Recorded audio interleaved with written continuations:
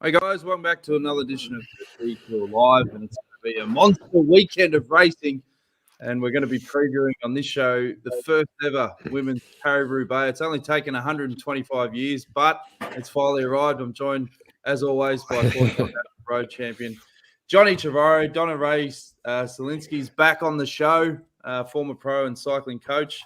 Start with you, Donna. How excited are you for the weekend? I am so excited. Yeah. Cannot wait. There's a lot of nervous energy, I'd say, because obviously the weather report is in and it's not looking good, particularly for Saturday. The latest is a 60 to 90% chance of rain from 2 to 5 p.m. tomorrow, and the wind as well. I mean, rain's bad enough, but it's going to be 24 to 32 k's an hour. How does that make you feel, Donna? I reckon there'll be people rubbing their hands together saying, yes, that's exactly what I want. What do you reckon? Well, I never rode Paris-Roubaix. I was actually on the program to ride it, but I had an injury, so I was really unlucky. But it's funny. I was talking to Robbie McEwen earlier, and we have a little grab with him shortly. But he was saying that it wasn't a race he liked, but his job would be earlier on. He said, "You remember one time in terrible conditions, he was riding along dead straight on the flat, and he bounced off his bike." So he said, it's bloody crazy. But, and you know, look, the men's race on Sunday, there is not one guy on the start line who has ever ridden a wet Paris-Roubaix, because 2002 was the last wet Paris-Roubaix. And I'm actually really, I'm disappointed that the first women's race is going to be a wet one, because it's a tough race. It's a bit of a raffle at the best of times. The luck comes into a lot. But when it's wet, it changes. The whole dynamic changes. And then it really, there will be a dozen potential, place getters who will be out of this race tomorrow because of the conditions. So it's always a shame. It's always a shame. Well, I saw on social the Alps and Phoenix guys. Someone hit the deck there, and I hope that's mud. But I mean, it's one of those things where tactically, I mean, you used to see the riders pair off to the sides or whatever. I mean, how are you going to race it in the wet when, you go to the sides? That could even be worse. You'd probably have to go up the middle of the cobbles if you... Well, you do. I mean, it's got to the stage now where actually the most of the good riders go up the middle. Okay, there's plenty of times where they go on each edge because you get that bit of almost like a paved section, not pave. But yeah, you're right. They won't be doing any of that because it'll be just thick mud. The biggest problem you have in the cobbles, and I've raced on wet cobbles plenty of times, I haven't been Paris-Roubaix, but what happens on these rough cobbles, and back in my day, there were plenty of cobbles around. Every race in Belgium had plenty of cobbles. But when it gets wet, you can't see the missing cobbles. You just don't see them. There's mud, whatever, and you hit these great big, like a pothole, and you get punctures. And those who are riding tubulars, the high pressures, as we call them, will get punctures because the beauty of tubular with the rim shape, like people can't see that, but with the rain, they absorb the whack a lot better because they don't ride high pressure. They're only riding around about 70 pound in their tyres, even under.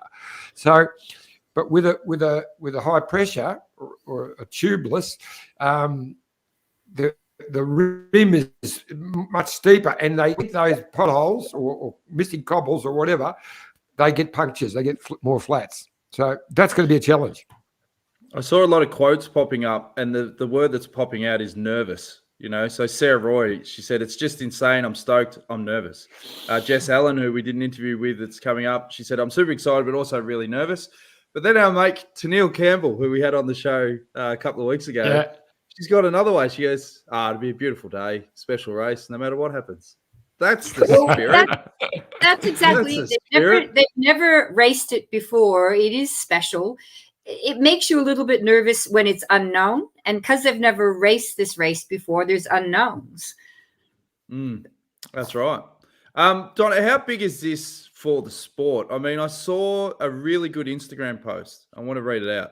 It's from Jared Gruber. He said, I saw a little girl riding in the Carrefour de Lebre yesterday, and it stopped me dead. I couldn't believe it. I grabbed for my camera, my settings were off. I wasn't in the right spot, but that's where I was when I saw change. Beautiful, wonderful, remarkable change. I always thought that change is marked in slow crawling years, but to see her riding that awful stretch of cobbles changes now, right this second. This is obviously a photo of a young girl riding the cobbles. It was one of my absolute favourite moments I've ever had related to bikes in my life. I loved it. I'm so excited for Saturday's race. Fantastic post. And, you know, what sort of a flow-on effect do you think that the women of finally racing Roubaix is going to have on the sport? Well, we know that having positive female role models is a great way to inspire others coming through. And to see the women out there racing alongside or the day before the men is just showing lots of young girls this is possible and I can dream of doing this. Fantastic. Yeah, well, so. I was going to say that we've got the bad weather is going to affect the race, but it's affecting our podcast because Kate Bates was going to join us and to give us ladies, but she's been hit with a absolutely monster megastorm up in New South Wales, and she lost all her power, all her internet. So she might jump on, and she might. We'll find out. Well, we interviewed Jess Allen earlier today, just before they went out for another recon, and this is a grab. I opened up by asking what she thinks of the course after she had a look at it yesterday. Yeah, we've seen the course a number of times. First time was 18 months ago. Went for the old no gloves approach, absolutely shredded the hands. So knew it was pretty brutal just then. And we did the course again last year and earlier this year and then again yesterday. So it's pretty savage. We haven't actually done it in the wet, and tomorrow is meant to be, I think, 90% chance of rain, 30 to 40k an hour winds. So it's going to be an absolutely crazy race. I saw some quotes with the rest of the group. What's the overriding feeling amongst the team? Everyone's keen, but I think everyone's also shitting themselves. I was going to say, the word that comes to mind is shitting yourself, because obviously racing in the mud, I mean, Roubaix is hard enough when it's dry, but you add the mud that into it. I mean, how are you going to attack this thing?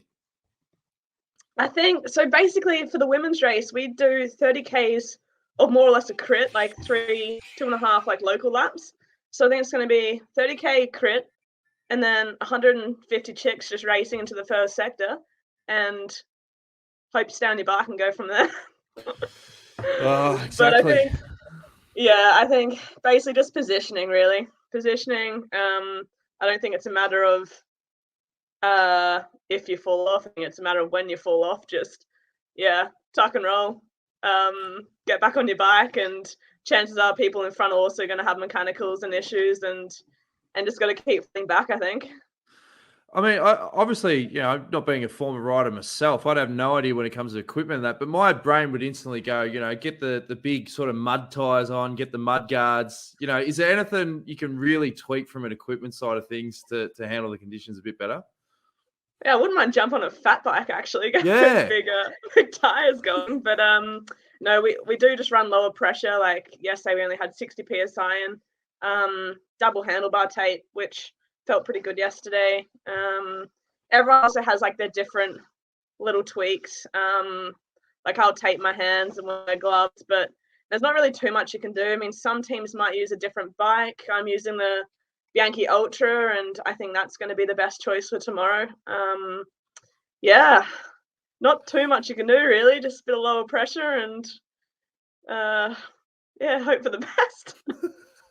I've seen a lot of commentary because this is obviously the first edition, and it really is such a big step for the sport, given that it's taken so long to get a chance to ride Roubaix. Does it feel like a massive day for the sport as a whole tomorrow? Yeah, absolutely. Like, I'm so proud to actually be on the start line for the first women's Roubaix, and it's also just been like so much anticipation because like we're meant to race it for the first time 18 months ago, and it kept getting postponed, and you're just like, oh, when's it going to actually happen? It's pretty awesome. Tomorrow's actually the day, and we're going to see, I think, a really, really cool race. And And yeah, whoever wins tomorrow is going to be super tough and deserving winner, that's for sure. Now, one thing that they used to like doing over the years is they do the classic before and after photos, pre-Roubaix and then after Roubaix. Given that it's a wet one, is your brain sort of going, this could be an awesome TikTok video here? It could actually. I haven't been on the TikTok since lockdown last year, so I'm a little rusty. But this could go viral, Jess. There's a lot of potential for viral video here. If you can think of how to blend in the before and after, then could go nuts. Look, I'm rooming with Tanil, and she's all about the TikTok, so I reckon we might be able to put something together for you.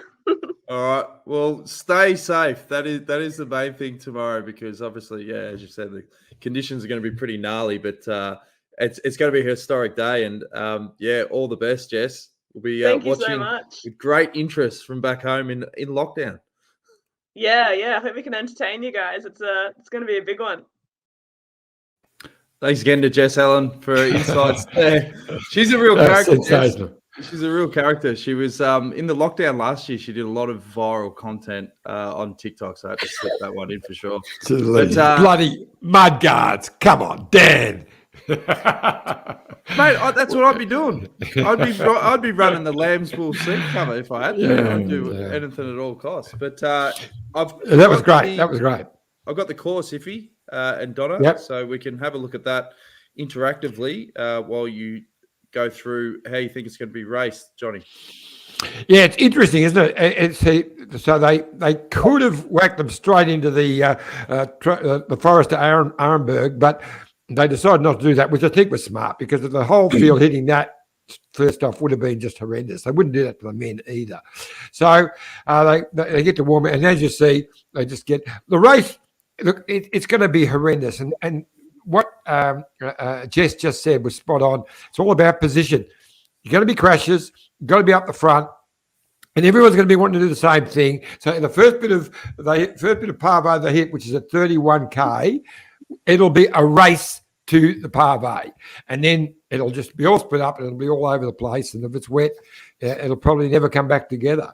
But the interesting, when you get to the fifth and fourth last cobble sections, that's the Camphin en Pavel and the Carrefour de l'Arbre. They're the two hardest bits, and they're like 30k to go, and the race will just explode from there on. But look, this race is going to explode from the first bit of cobbles. The first bit of cobbles is over 3k, Iffy. It's over 3k long, and it's a 4 out of 5. Yeah. Well, the Carrefour de l'Arbre is the famous spot where Matt Heyman, remember, he dropped off the back with about 20k to go, and then he got back on. But I think the other thing is, after the women have raced this, I mean, imagine what it's going to do to the course, chopping it up for the men the next day. Because I was chatting to Sam Bewley earlier, and he was like, "Oh, no, I think we've got the worst of the weather, mate." I said, "No, I had a look online. The women have got the worst of the weather, but the course is going to be chopped up for you, mate." He goes, "Oh, didn't even think of that." So everyone's stressing, but I think to get that positioning, Donna, like it is stuff the blokes. Who cares about the blokes? We're talking about the girls, mate. It's more important. These are all factors for the weekend preview, John. But what I was saying before, Donna, is if it's all about positioning, you don't want to be at the back. You don't want to be at the back. You want to be at the front. So that first 30k, it is going to be on like Donkey Kong to make sure that you're in good position going into the first sector, yeah? Oh, for sure. And there'll be teams leading out, like as a whole team, into that early section. So yeah, it's going to be quite a dogfight, so to speak. We've got a couple of live comments. Janice Ashcroft says, "Hi all ladies, Paris-Roubaix will be awesome." Ben Jensen says, "Hello, Iffy." Wendy May says, "Hi all. Can't wait for Roubaix." Here's one for you, John. Peter Williams says, "What happened to the Aussie core of BikeExchange women's squad? There are only 2 riders left in the team, and Alan is currently uncontracted." Well, don't know what's happening there. Well, it's there's quite a few things happening. I see Donna smiling. She knows. So look, there'll be some announcements shortly, and after Jess wins Paris-Roubaix tomorrow, so she'll be signed up very quickly. Mm-hmm. We've got the Wheel Wizard. He's back. Congratulations, Jess, on the work you did in the world's road race, along with the English girl Henderson, the ride of the race. And he said, Dan, my comments when Tenille Campbell was directed at you and Jess and John. Now, unlike the men, the women don't do 100+ kilometres before the cobbles. Not sure what he means there. No, I think he was mentioning the other day about the Forrester Arnberg not being in the women's race. It doesn't start far from there, and they could have put it in, but I think it's a wise move not to put it in. But the men hit it, and they've already done 4 or 5 cobble sections, but that still is an enormous sprint to the forest because it's quite a famous piece, and it's probably the worst bit of road in the whole race. But shocking on a good day, yeah. It's shocking on a good day. And look, it's all about we are talking about position, but it's so crucial. If you're down the back, someone will be you'll be stopping. There'll be someone crashing in front of you. And as Donna just mentioned, that first section is nearly 4 kilometres long. It's 4 stars, so it's going on. And if it's wet, there'll be riders all over the place. And I don't know. It's probably, what is it, from there? It's 9K to the next section of cobble, which is 2.4, and there's just there's cobble, there's bitumen, there's cobbles, there's bitumen for the whole race. So it's just going to be carnage. Carnage is the word. So I still reckon there's a couple of cyclocross riders in there who are going to be happy that it's a bit of rain and wind tomorrow. Yeah. Oh, for sure. Yeah, for sure. That's what I was referring to when I said there'll be a few rubbing their hands together. Oh, yeah. I had a look on Cycling News. They reckon the contenders are Jolien de Hoort, Chantal van der Broek Black, or Ellen van Dijk. You think they're probably the 3 main ones going into the race, Donna? Yeah, I do. But I'd also throw in a few outliers with Tiff Cromwell and Voss and Kazia Niodoma. Yeah. Yep. And Chloe handles the cobbles pretty well. So, Chloe will give it a run. Sarah Roy, she goes pretty well in these tough type of classics. So, I wonder how the new world champion will go. I mean, she's a pretty tough cookie. I don't know how she handles the cobbles. I don't know anything about her cobble skills, but she'd be on a bit of a high after a fantastic win in the World Championship, at least at Balsamo. So, she's on the start line. You give her a chance.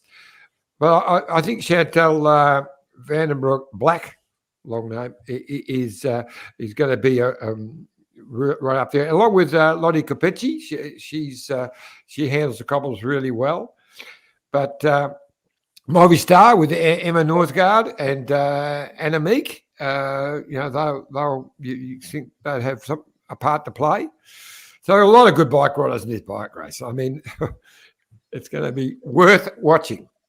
Well, I think everybody wanted to start because it's such an iconic race and the first time for the women. I reckon they would have been asking, pick me, pick me.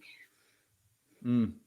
Oh, for sure. We were talking to Chloe only a couple of weeks ago after she won that great comeback race, and she was emergency at that stage, but she was desperate to get her start. So obviously she's done that. So it's fantastic. Well, we're talking about the effect of having the first ever edition. Donna, what are the monuments? I mean, this should be the norm. Like if you've got races that are monuments that have got all this history with the men, I mean, what other races do you think that should be following suit moving forward, particularly from a monuments perspective? To be honest, I think, and I might get shot for saying this, the women's calendar is so full now. Yeah. And I think they do most of the monuments. I'm not quite sure how. I'm not sure how we can fit in more races. Yeah, well, they do the Ronde van Vlaanderen. They do the Strade Bianche, Amstel. I mean, Liège. The Ardennes. Yeah, the Ardennes. So most of them are there now. Yeah, this was the last really big one, and now with Tour de France. Blanc San Remo? No, That's what I was thinking of when I asked the question. I thought you were going to say, well, Milan San Remo. I didn't think. Look, the difference is in the men's teams, you have a bigger team and you can split the racing around. In the women's teams, they don't have that same option. So, yeah, I think they've got quite a bit of racing myself. So this was sort of the last big box you think that needed to be ticked off in terms of the big races, particularly given the Tour de France is going to step up next year. Yeah, absolutely. I mean, I'll never say it's the last big box because we always keep our ears and eyes open, but it was a really big one. That and having a women's Tour de France again. It's really cool. All right, well, time to look into the crystal ball, guys. Who's your tip for the race, Donna? You going to go with an Aussie, Tiff Cromwell? Yeah, the thing is, does the person you tip ever win this race? All the time. That's why people tune in.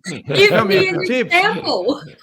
Oh, jeez. Where do we start, John? We've picked so many winners on this show. We have picked a few, but we've got a lot more wrong than we've got right. I've got to admit to that. The first person over the line is going to win. My question is it going to be a solo win? Is it going to be a small group? What do you think? I think it'll be a solo. I think it's going to be a solo. I think very small group, if any. Yeah. It's just going to be carnage, obviously, the whole day, and then someone will get that gap behind the carnage, and they'll just go, and then hopefully they can hold up. But I think Ellen Van Dijk, she's my tip.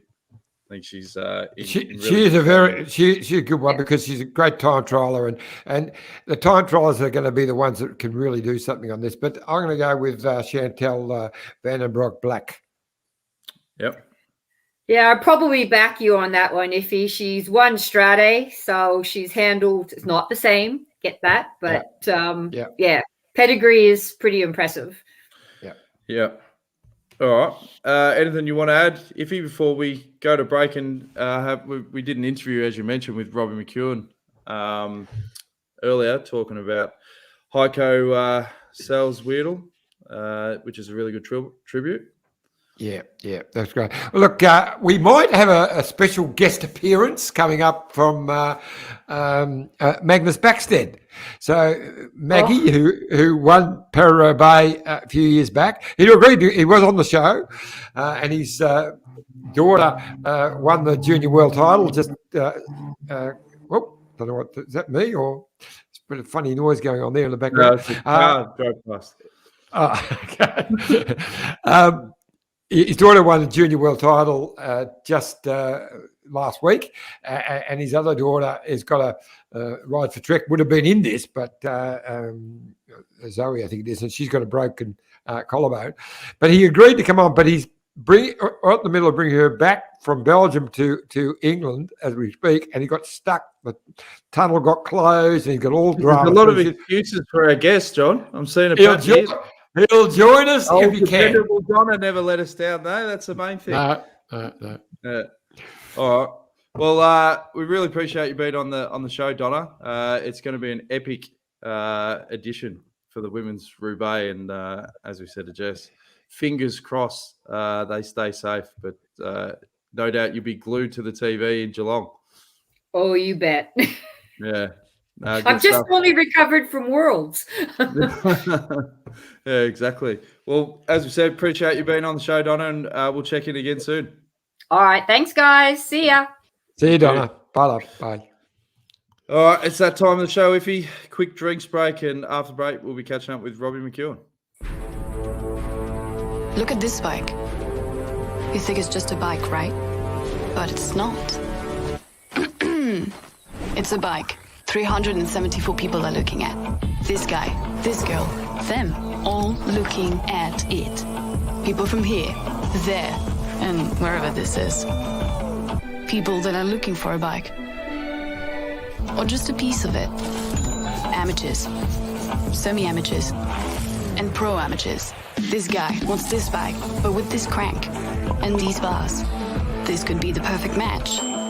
But not this one. This girl has a bike to sell, and thousands of people might purchase it. Eyes on Bikes help grow small businesses. His, hers, yours, and the latest data and insights help those businesses keep moving.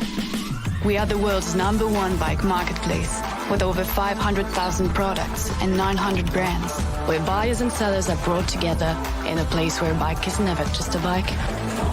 BikeExchange, where the world buys, sells, learns, and rides.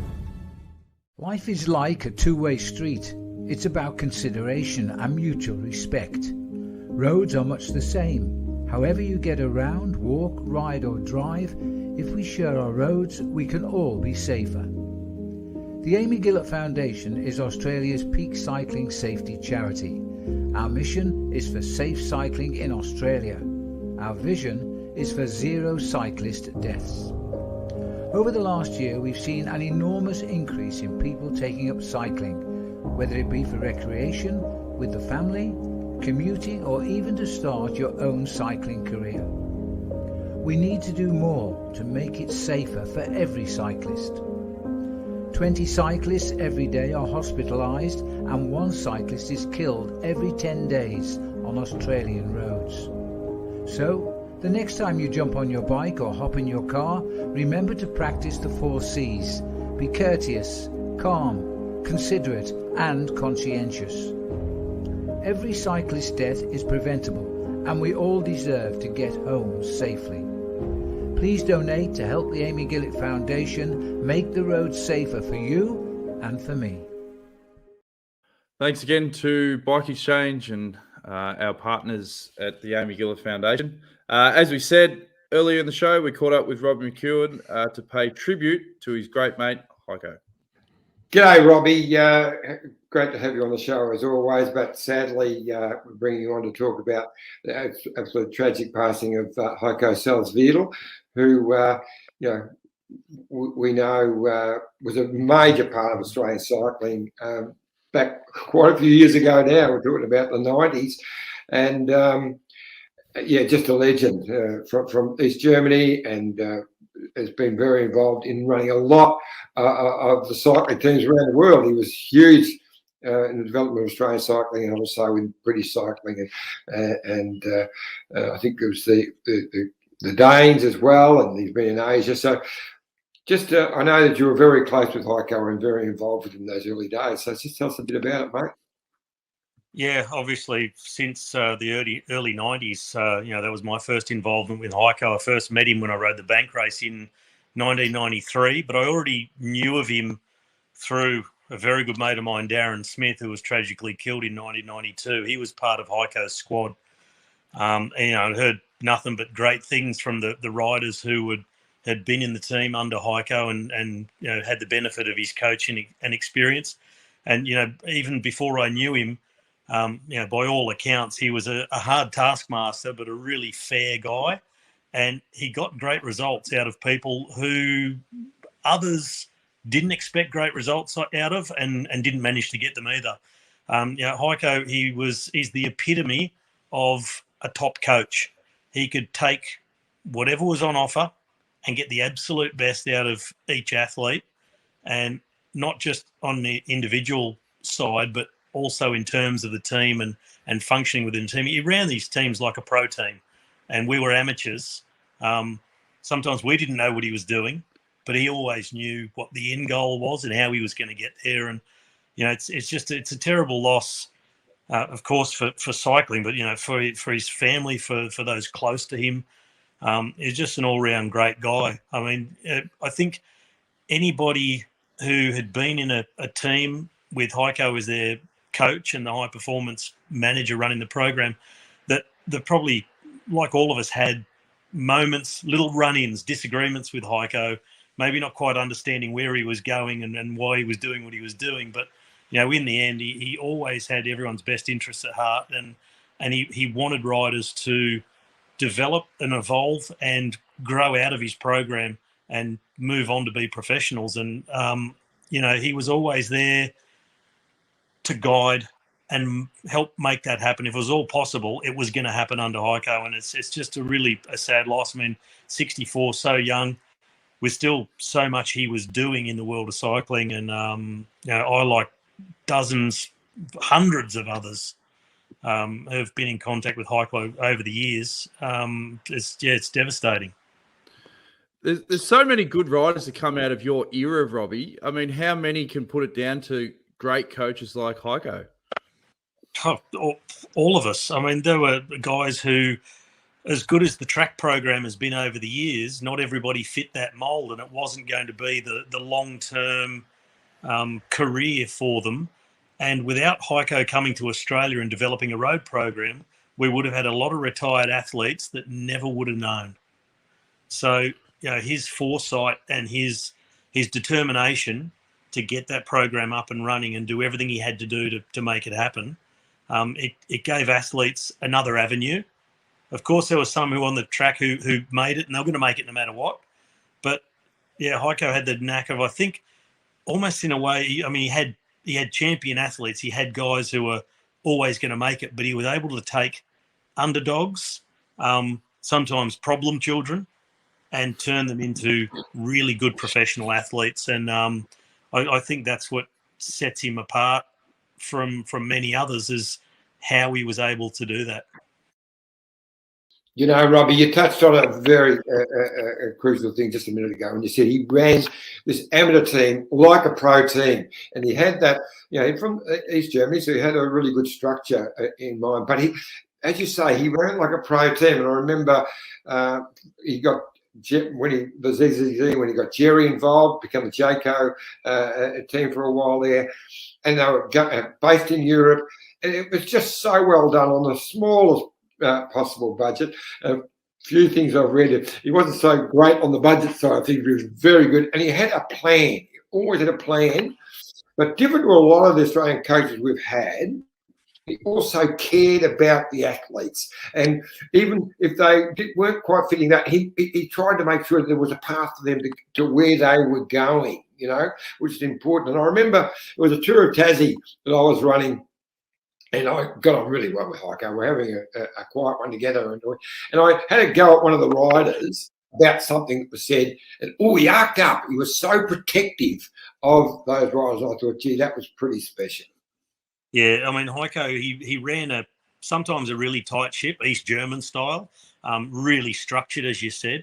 But what he was always good at was understanding the idiosyncrasies of all his athletes, and also understanding when he came into a program and with athletes like us Aussies, really understanding the mentality of us and understanding what was needed and when it was needed. Like, he could push you to the brink of breaking down and almost hating what you were doing because you were so fatigued. Yeah. And we learned a term from him, and it got bandied around for years. Super compensation, it's when you get so tired, you think you're about to just, never be able to get on a bike again. Then you get a rest period, and once you've recovered, you're incredible. And that was the super compensation. It was one of the terms he used so often. But he also had the knack of knowing when the team needed to let off steam, so he could release the pressure valve. And there was a night, and a few others have spoken about it over the last couple of days. We were in East Germany in his old hometown of Cottbus, and he said, "Righto, boys, that's it for training for now. It's time to relax. We're going out. We're having a barbecue, we're having a few beers, and then we're going to the nightclub." And we had in terms of elite athletes, we had a bender. I mean, only alcohol, mind you. I'm not talking Melbourne Storm or something vended, But Heiko knew what his athletes needed when they needed it, and it was the perfect combination. And it was like having a sort of a father figure, or even sometimes a dodgy uncle, the one who slipped you a beer when you were 15 and said, "Here you go, mate, how good are these?" But that was sort of like, and it created such a good team atmosphere, and that's why we all loved being a part of the squad with Heiko, and we hold him in such high regard. Is that why you think he got so much respect? Because, as you said, he's so hard, but he knew when to release the valve. Yeah, he understood, and sometimes it's difficult particularly for coaches who haven't been athletes at the top end, to understand the pressures and what it's like, and that fatigue and having to have that release valve. But Heiko, he was so experienced, he'd been around, and he figured out what worked, and he probably thought to himself, if I don't condone it and we do it tonight, they're going to do it anyway and at the wrong time. So he preempted us going out and being idiots, and it worked really well.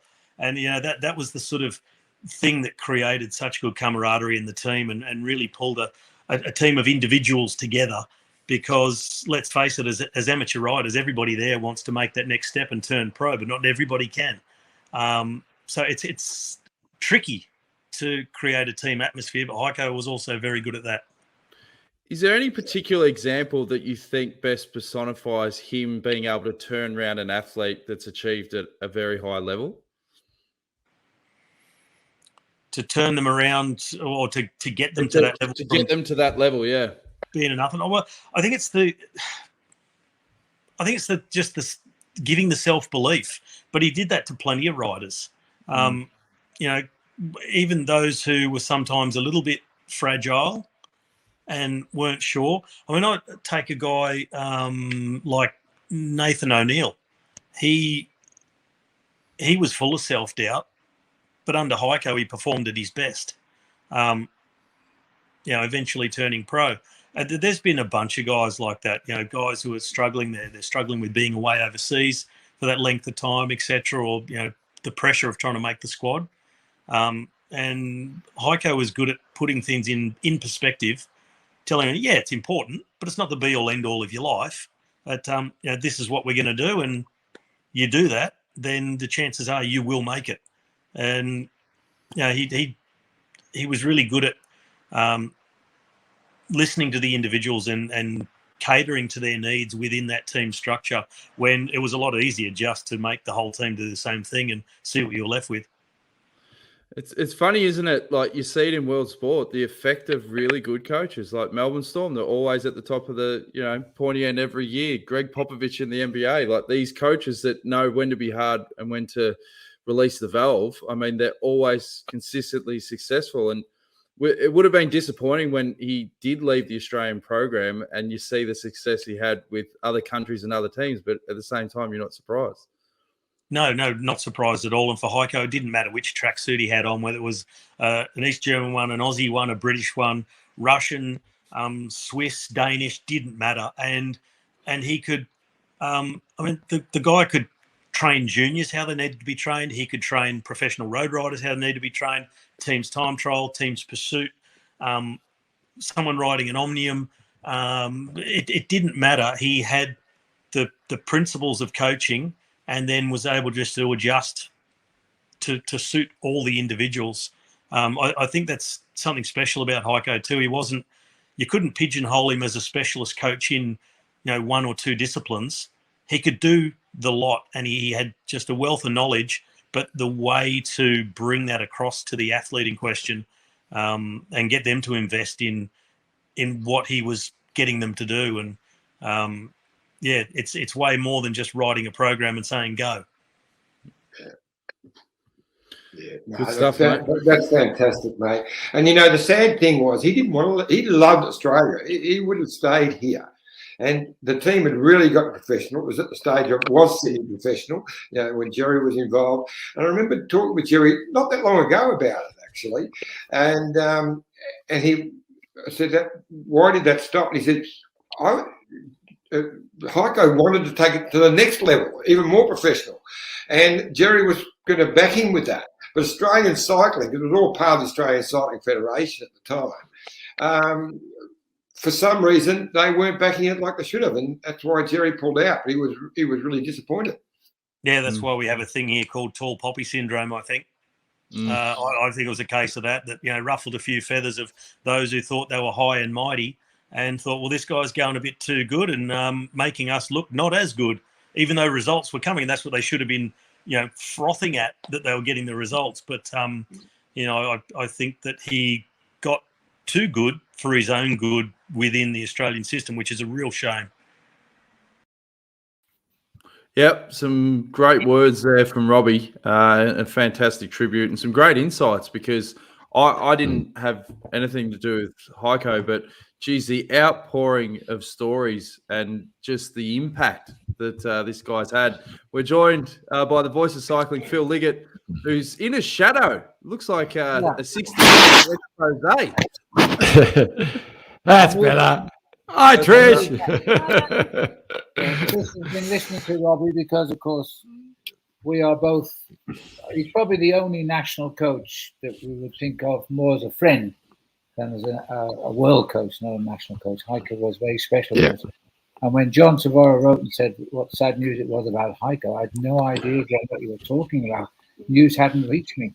And I couldn't believe it was the same guy. Incredibly sad and devastated is a better word. But I remember when Paul and I were working together at the World Championships and the likes, Heiko and Olympic Games as well. Heiko was available to us as a friend. We never betrayed his confidences, but he would tell us what he was going to get out of the riders. I mean, he put Denmark on the map with the Olympic medals, and he worked with Michael Moorcock, etc. He was very special. And the first time Trish and I met him was in Sydney, 1990. And Heiko, his English was not very good then. And Trish could speak a bit of German. But, of course, he became a total Anglophile, if you like. I just can't believe it. I'm still getting emails this morning. People around the world are just discovering the fact he's gone. The British cyclists have been very, very generous in their praise, particularly Audley Wiggins and Owen Doole, and they got it right. I remember Dave Brailsford. Probably the last time I ever spoke to Dave Brailsford. He wrote to me and said, "What did I think of Heiko Salzwedel?" And I told him more or less what I'm saying to you now. And then the next mail was, "You might like to know we've employed your friend in British cycling." My friend in British cycling. I don't know. You know Dave Brailsford as well as I do. It was an interesting mail for me. And then they sacked him, of course, and then they re-employed him, then they sacked him, and they re-employed him. All the time. But that was Heiko. And Heiko, when you speak to this guy, he's so quiet. He got his direction. He knew what he wanted from these guys, and he knew their abilities, worked it all out. And he would tell you if you didn't have it to make the top, he'd just tell you. But if he saw something, he would persevere. And he would tell us things quietly. Paul and I would have a normal conversation with a guy standing in the velodrome, as we did in London at the Olympic Games, and just talk to us as a friend, and then get on with the job. Trish worked with him, don't forget. Trish worked with him on his teams and traveled well with him. And she's got one story she wants to tell you about what happened when he sort of shouted at the Australian national team. Trish. Yeah, actually, I worked with Heiko for over 5 years, actually, with the national team. It was a brilliant thing to do. He was a marvellous man. Loved him to pieces, really sad this.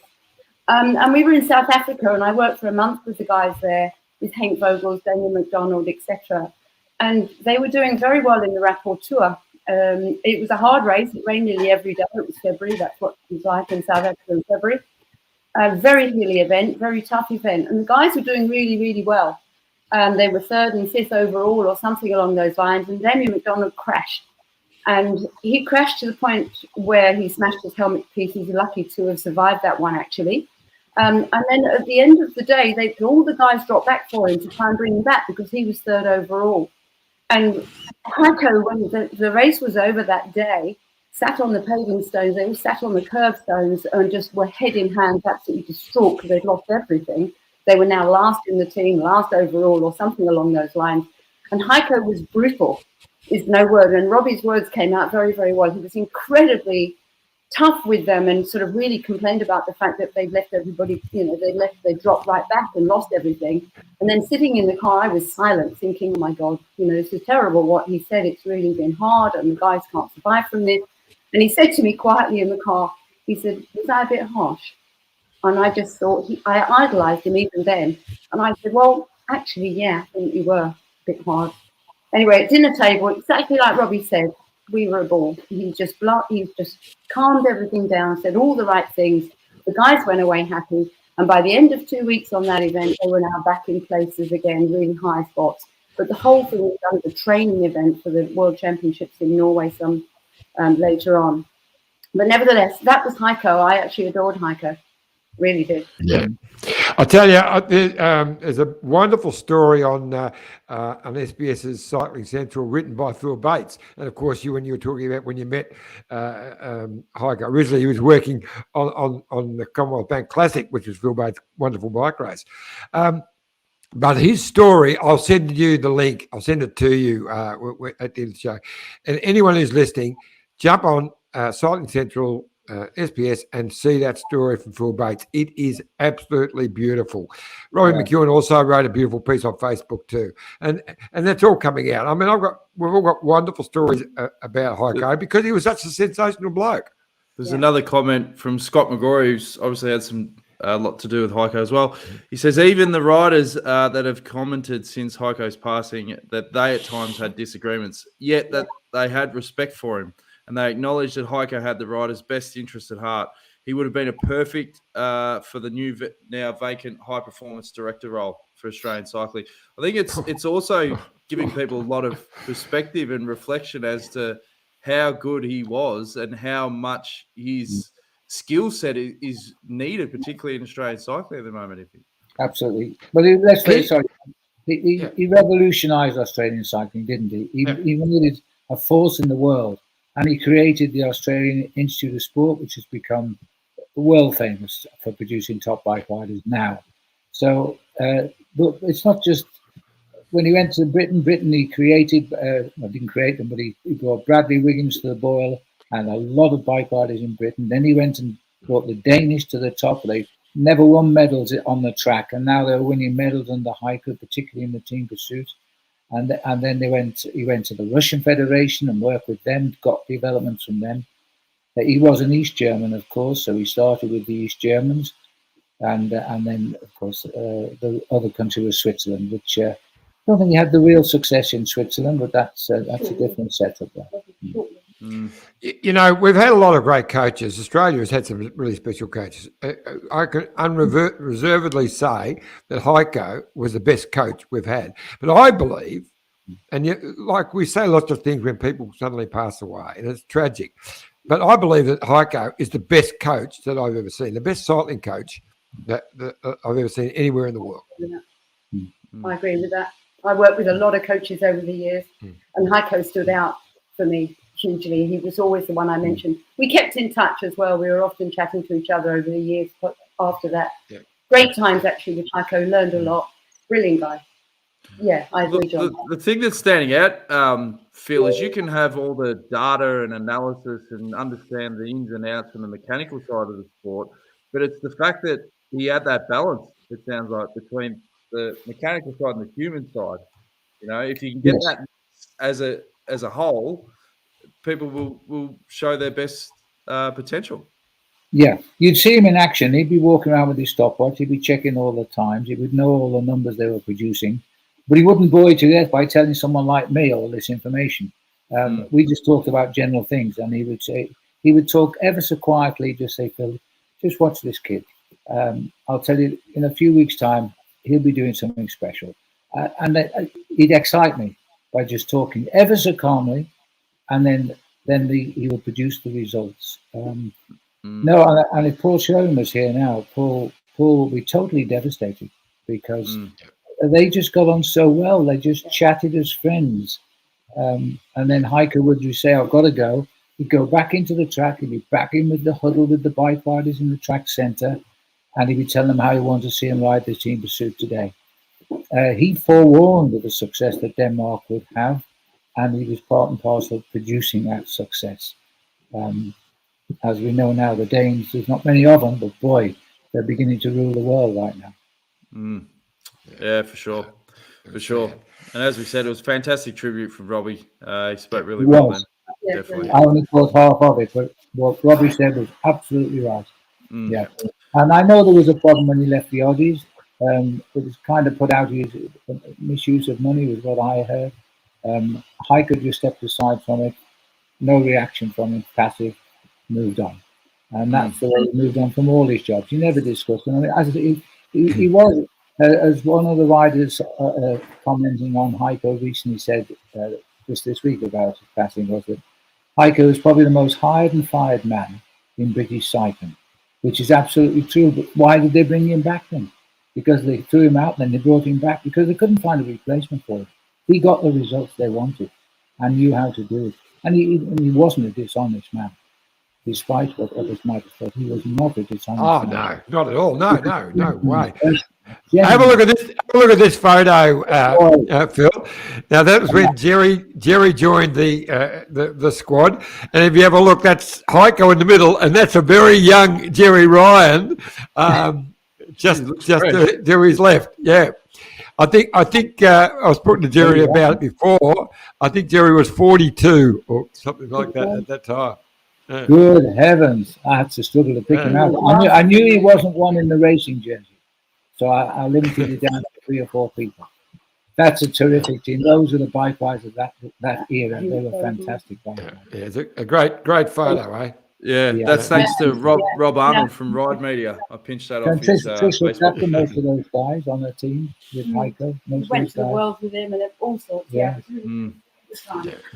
Yeah, fantastic tribute. Not the way I thought this week would end. I'm totally devastated. When I was afraid and for those who are listening in and just hearing this, who wouldn't know much about Heiko, and they wouldn't realise the tragedy of this, he had a brain embolism 4 weeks ago and has been in a coma for 4 weeks and passed away just two days ago. So just absolutely tragic with a young family, 2 young children. And he was very much in love. He finally had found happiness because of his lifestyle. Of course, life is difficult as a married person, for sure. He does have a son by his previous marriage, Roman, and I don't know how Roman is taking this either, but I know his wife is Chinese and he's got 2 beautiful kids. And at Christmas he sends us the picture, the happy family around the fire. And it's all gone. And it's gone too young, 64 years of age. He wouldn't have been 65 till next April. It's crazy these things happen. But devastated, absolutely devastated. Yep. Now, Phil, I know that you're going to be calling the Paris-Roubaix over the weekend. We've just done a little preview of the women's race. We had Donna Rae-Szalinski on, and Kate Bates couldn't make it because she got stuck in a storm and lost all her internet. But so it looks like it's going to be wet. It's going to be quite horrendous tomorrow. But just wanted to get your thoughts on the first ever women's Paris-Roubaix. Well, I'm actually not commentating on the women, which I find very sad indeed, because I'd have loved to have called this race. The women are going to go out petrified tomorrow. Let's be absolutely honest. They've never ridden these cobbles like they're being presented on Paris-Roubaix. They've had cobble sections on the other spring classics, if we call them, getting where they're going to Tour de Flanders, etc. But there's nothing like Paris-Roubaix. They've got 17 sectors of cobbles. They start with a few laps around Donna, and then they pop onto the same course as the men, and they do the running over the last 17 sectors. So they've got some really vicious cobbles, particularly Canfin-en-Pavel is a real bad one. So too is the Carrefour de l'Arbre. They come near the end, a 5-star sector. The L'Arbre's 4. And the other one is, I'm looking sideways here, is Wanahan. So that's also a tough one. So I reckon that it's going to be a terrific race. There's only one way to ride this one because it's not a very long distance, and that is at the front. Once you get out of the Danan, you're pretty much onto the cobbles, whereas the men have got the best part of 100 kilometres before they see a cobblestone. The women are on pretty much straight away. And if you can't hold your front position and recover quickly from any incident, you'll lose Paris-Roubaix. Now, the weather has been bad. I'm actually only 250 kilometres from the race here in the UK. But the weather does change between the 2 countries. We saw the beautiful worlds, and it was raining here. But we've had rain now. It's just the sun's literally come out while we've been talking. But we've had rain here for 20 hours straight. Just steady, real wetting rain. And it will turn those cobblestones into a skating pan. So a lot of skill required. But what we are assured of, and that is going to be an absolutely cracking first Paris-Roubaix for the women. And the woman who wins it is going to be the star of the year. I really believe that. Because I know we saw the great world. It'll be amazing.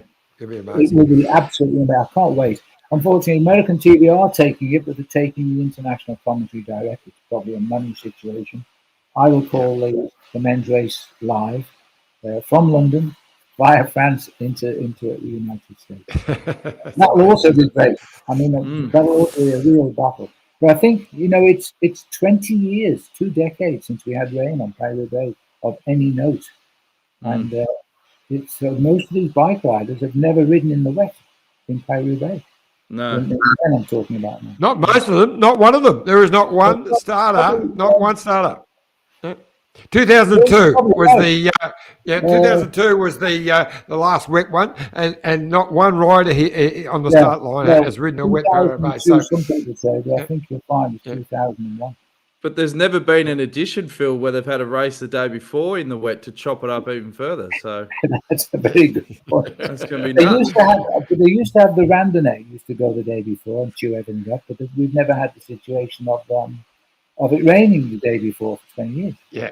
So, and the race cars and all of that, but look, it's going to be fantastic. And the first set of first cobbles they hit after 31 kilometres is rated four star and nearly 4 kilometres long.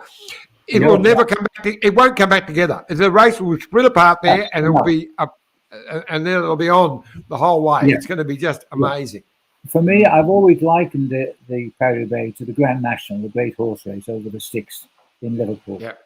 And that's over 3 miles, which is a long way for the horse race.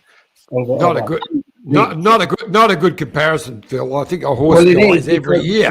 The way they ride the Grand National is at the front, and if you don't fall, then you're probably going to win the race. And that's exactly what happened. Oh, okay. These guys hold position at the front. They might fall or they might not. What about the Bradbury effect? They're gone. Tommy Maloney, good friend of yours, Phil, Tommy Maloney. That's a very good one, Tommy. What about the Bradbury effect in the women's race? Hang back and ride past all the fallen riders. Trouble is, if you hang back, you'll fall over them. That's the problem. Well, I think, I commentated on that. It was quite... he deserved to win. Don't get at him. He's made his fortune out of that. He has. 12 years he was a competitive No, good for him. That's what happens. If you don't stay up, you don't win. That's right. And Steve Bradley, But Trish is a speed skater, so she's taking an interest. Michael Roberts says SBS should reach out to Phil to commentate the first sector of cobbles for the women's race. Well, I wish SBS would reach out to me, but there we are. I'm not. That's no criticism. I always say it against the present commentators. Well, if the Tominator's watching this, give Phil a call. Okay. Kate Bates, it might be stuck with the storm and no internet. You might have to jump in and replace her. I'll have a job to replace Kate Bates. So I'll go out there. All right, fellas. Well, it's been a massive edition of the Detour. We're super excited for this weekend. We're going to be doing a show, Iffy, live on Sunday night at 6:30 p.m. Australian Eastern Standard Time. Yes, we're going to be chatting to Stewie O'Grady. We're going to be trying to get a pre-interview with, obviously, Matt Heyman, the 2 Aussie winners of the race, and your man, Magnus Backstead. I think Maggie was going to. I don't think he's going doing. To come on tonight. At GCN, he was coming tonight, but he's doing stuck in the tunnel. But I just thought we'd just give a little plug to Phil's African Safari rides coming up, because the next one's not that far away. What day? The promo video. My kids love that. The next one's 17th of October. All right. Let's quickly play the promo video, because, as I said, great idea. Kids love the animals, and it's very interactive. Hi everyone, it's Phil Liggett here, and it's time to get my African safari on the road again. We're heading back to the Kareka Game Reserve in the Eastern Cape of South Africa, where animals, including the rhino, roam freely. We did 4 great rides in June, and now, with 2 new ones, we're set to go again. There will be eminent guests to answer your questions on the wildlife and also offer an opportunity to win amazing trips to Kareka. We'll chat to one another, and you don't even have to ride, thanks to Fulgaz, who will set you up to watch on Zoom when you enroll and make a donation. We have 4 rides, 1 per month, starting on September 19. They last an hour, and if you have a smart trainer, you can pedal your way through the reserve, or you can just sit back with a cup of tea. In either case, knowing that your participation is helping keep the animals safe and free to roam. Come and join me, and all the information you need to have is at careca.co.za/peloton, and let's go. Good stuff. Scooter's comment. Scott McGrory's left another comment. He says, I'll commentate it with Phil. You might have to get a live stream going, fellas. Sounds good to me. No worries. All right. Great stuff. Thanks. Thanks, Phil. It's the 17th of October, but the timing is less favourable on the second one for the Aussies, because the first one was for the Aussies. But you're very welcome to come on, of course. It is a bit late into the night. But after that, we have the November one, which is back in Aussie favour. Get on the website and get behind it. Sounds thanks, great. Phil. Thanks, Tippy. Thanks, Donna Rae. Thanks to Jess Allen. And thanks to Robbie McEwen. It's a fantastic show. And we'll see you again on Sunday at 6:30. Till then, good luck to all the women competing tomorrow. We will be watching with anticipation. See you then. This is the winning